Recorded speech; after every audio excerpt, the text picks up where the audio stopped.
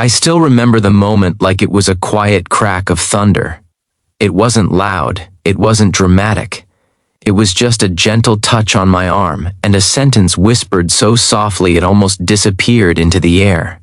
And yet, it changed the way I understand kindness forever. Sometimes the moments that shape us most don't come with explanations or speeches. They come quietly, when we're tired, confused, or hurting, and they leave a mark we don't notice until much later. Before the story begins, take a second to subscribe to the channel, like this video, and share your thoughts in the comments. Your support helps stories like this reach more hearts. You're watching Your Channel Name, where simple moments remind us what being human really means. I was 19 when this happened. Old enough to think I knew the world, young enough to still be completely lost in it. My dad had passed away the year before, and my mom and I were still learning how to live in a house that suddenly felt too quiet. Grief doesn't always scream. Sometimes it just sits with you, like an extra shadow that follows you from room to room.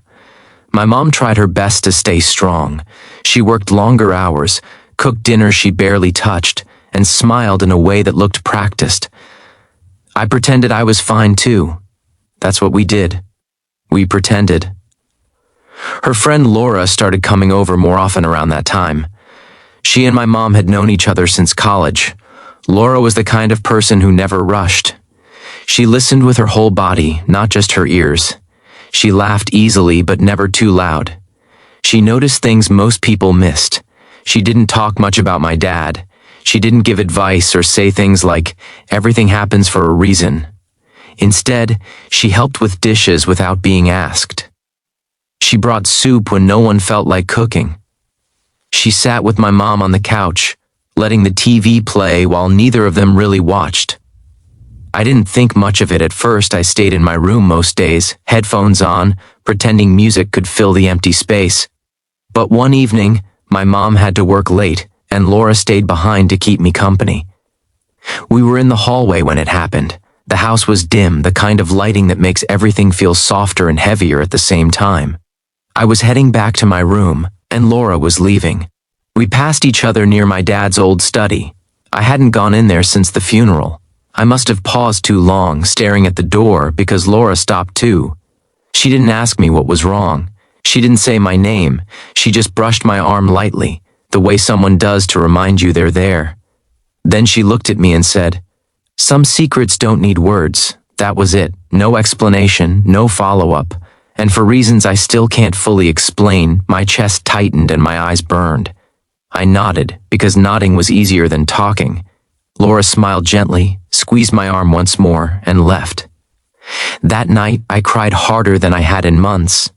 Not because she reminded me of my dad, not because she said something profound, but because she didn't ask me to explain my pain. She didn't demand I translate it into something neat and understandable. She just acknowledged it, quietly, kindly. In the weeks that followed, I started noticing small things differently, like how Laura always made sure to greet me first when she came over, even if she was there to see my mom. Or how she'd leave sticky notes on the fridge with simple messages like, "You're doing better than you think," or "I'm glad you're here." She never tried to replace my dad, never tried to fix us. She just showed up, again and again, in ways that didn't draw attention to themselves. One afternoon, I finally went into my dad's study. The room smelled like old books and aftershave. I sat on the floor and held one of his jackets, feeling ridiculous and broken at the same time. Laura happened to be there that day too. She didn't come in right away. She waited at the doorway, giving me space. When I looked up, she was there, holding 2 mugs of tea. She set one down beside me and sat on the floor, not saying a word. We stayed like that for a long time. That's when I understood what she meant. Some secrets don't need words. Some pain doesn't need to be explained to be seen. Kindness doesn't always look like fixing things. Sometimes it looks like sitting on a cold floor, sharing silence and not trying to make it go away. Years have passed since then. I've grown up. I've lost more people. I've loved, failed, started over. And that moment in the hallway still lives with me. I see it now in the way a coworker brings coffee without asking, in the way a stranger holds the door when your hands are full, in the way someone listens without checking their phone. We live in a world that loves loud kindness, big gestures, viral moments, apologies posted online, but the kind of kindness that saved me didn't ask for attention. It didn't even ask for thanks. It was a brush of an arm, a sentence whispered, a choice to see someone without forcing them to perform their pain. I try to live that way now.